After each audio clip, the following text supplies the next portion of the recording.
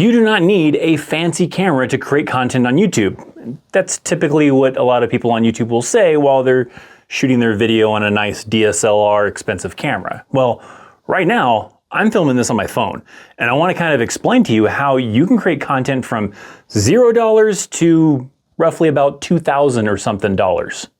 So this is my Samsung S25 Ultra. The audio though is coming from a lapel mic from DJI, a wireless mic.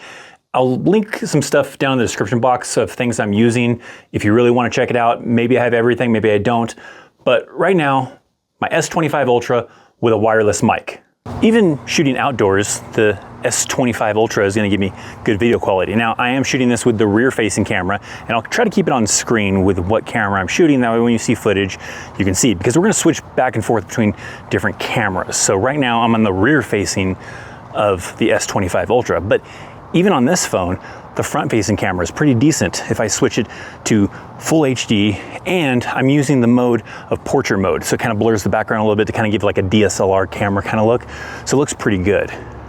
I even think maybe even using the front-facing camera isn't too bad, because now I'm on the front-facing camera, and that looks pretty decent. So I like the rear-facing camera a little bit better, but there's really not much difference, and you may not even be able to tell a difference. I feel like I can tell a little bit of a difference, but I can easily get away with doing the front-facing camera if I really wanted to shoot on my phone with the front-facing camera. So this is where I'm calling $0. Not because my phone was free and because you can get a free phone, but because you probably already have one. Obviously these phones are like $1,000, but you already have one probably. So in that sense, you're not having to go out and spend money to become a content creator and start making content. You probably already have something that you can start creating content, and you don't have to pay anything because you're already paying for a phone anyway. So using your phone, whether you have an Apple phone, you have a Samsung phone, whatever, you probably have a decent camera with today's technology, and you can probably start recording and making content now for no extra cost. So you don't need a fancy camera to create content, right? You can simply just use your phone and you can probably get great quality. But if you do want to start stepping things up, or you don't want to use your phone, you want to use a dedicated camera, you can start stepping things up kind of gradually if you really want to. And you know, I got some cameras that I'll kind of show you guys the difference between, and there's probably some in between, because we can step up to this guy, and this guy runs about like 350 bucks, somewhere around there. This is the DJI Action 5. It's just an action camera. It's a lot like a GoPro, but my personal preference, like GoPro is great for video quality, but if you want to shoot content and have good audio, the GoPros usually are pretty muffled. They're more of an action camera. They're not really meant for capturing the audio. Sometimes you can get decent audio out of some of the GoPros, but sometimes it's kind of like hit or miss, where you get like an action camera like this, like the DJI Action 5 Pro. I think the audio is pretty good on this one. So we'll switch this one. I'll kind of give you some demonstration of what it kind of looks like with a $350-ish camera. So now I'm on the Action 5, and this isn't using the lapel mic. This is just the onboard microphone, so you can kind of hear what it sounds like, because I also didn't feel like pairing the microphone to the Action 5. But nonetheless, inside, pretty good. And even when you go outside, you can get pretty decent. The only thing is, like, if you're really like a camera kind of person, I feel like the Action 5 kind of washes out the background a little bit, maybe a little bit too high in the exposure.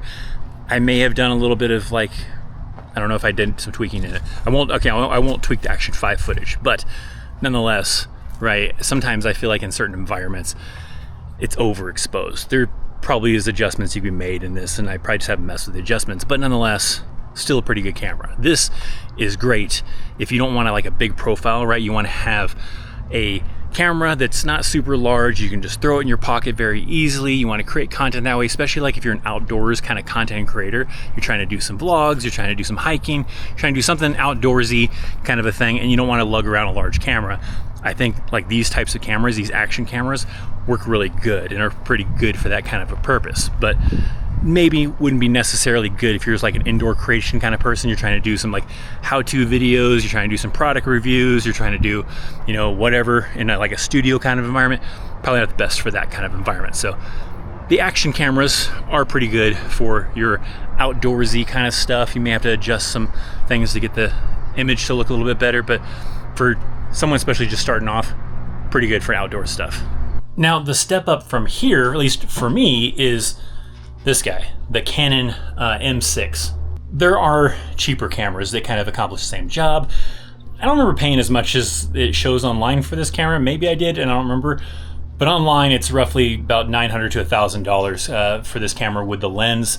I could have sworn I only paid maybe like $800 or something like that. But anyways, when I was looking on Amazon, you can look it up if you really want to. But for me, this is the next step up. And this is another camera that I use a lot of times like outside for vlogging type of environments and kind of capturing things without bringing a large camera around, or if I want something a little bit better quality than maybe like an action camera. But now I'm on the Canon M6 and I'm also back to the lapel mic, so the audio has gone back to that one. And the microphone on this camera is pretty decent, but if you come outside, you got to kind of readjust to the different lighting type of thing. But if I come outside and there's like a little bit of a breeze or whatever, then it's going to pick that stuff up. Where having like a lapel mic that's got like a windscreen on it definitely kind of cancels that out. And this is a great camera.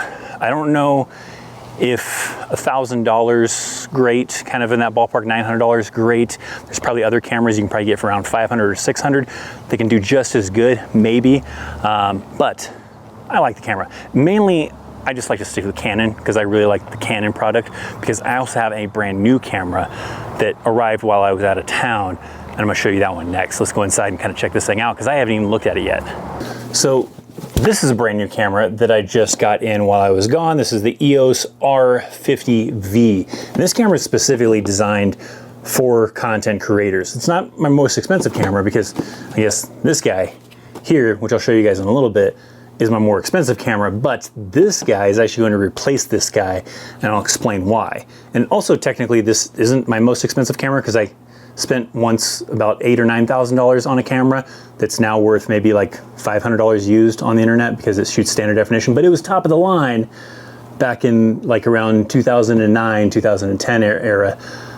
But yeah, this is my main go-to one, and this is going to replace it. So let me get this thing out and we'll check out this thing for the first time for me. This is a brand new camera that is recently launched.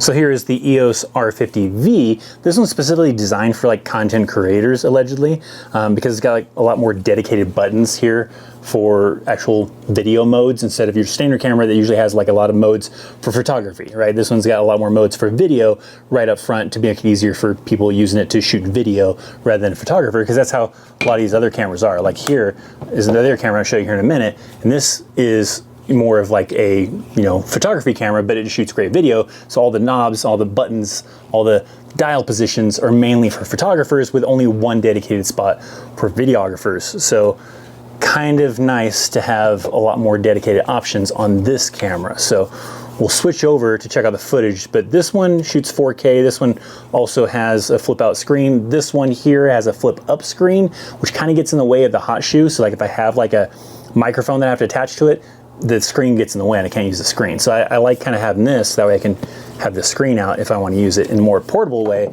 because this one's pretty big. This one's got a flip out screen, but you can do the mic up here as well, but this one's a little bit bulkier to kind of move around and take out in public if you really wanted to, or I feel like this one's a little bit more portable. So let's turn this thing on for the first time for me and switch to the video on the R50V. So now I'm on the R50V, the brand new camera.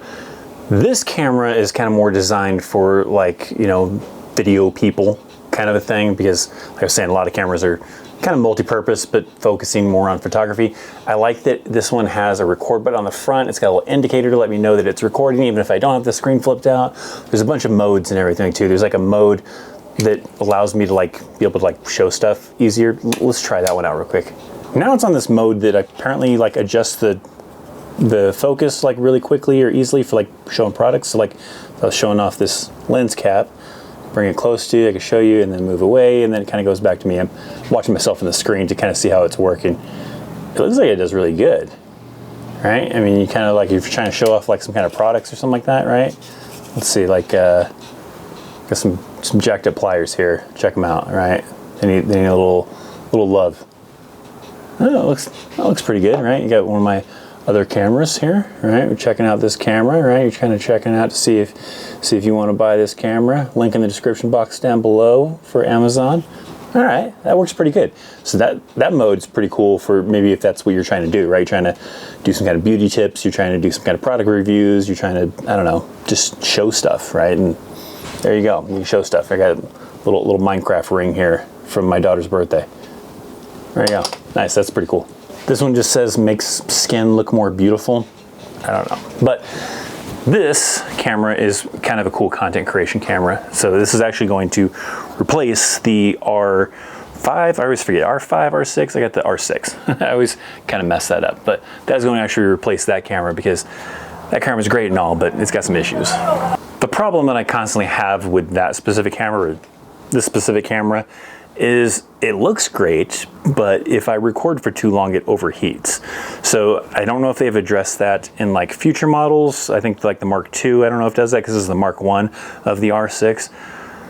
But if I record for too long, it starts to overheat. So that was the big issue. I needed a camera that shoots 4K, but if I shoot for too long, it overheats. So this one shoots 4K and hopefully it doesn't overheat, and everything I've been seeing doesn't indicate that it does. So that should be hopefully a good improvement. But if you want to see what that footage looks like, I'm gonna switch over to that camera so that way you can kind of see, you know, yeah, you go with this one that's $900, by the way, if I didn't already mention that.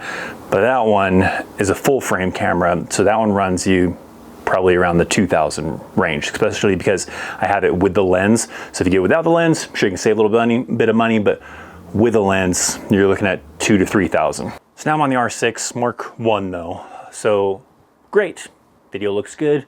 As long as I don't record for too long and then I have to wait for problems because it'll overheat. Now, how long, in case you're curious, right?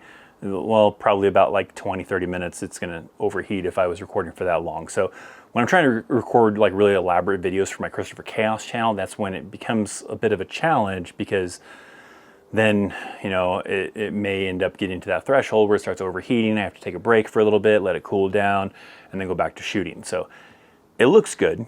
It's probably an amazing photography camera. Video has some limitations, but like I said, I think future models improved on this, right? The Mark II, or you can just do other cameras. There's other cameras for the same price range that maybe don't have overheated problems. But do you need this type of camera for the content you're creating?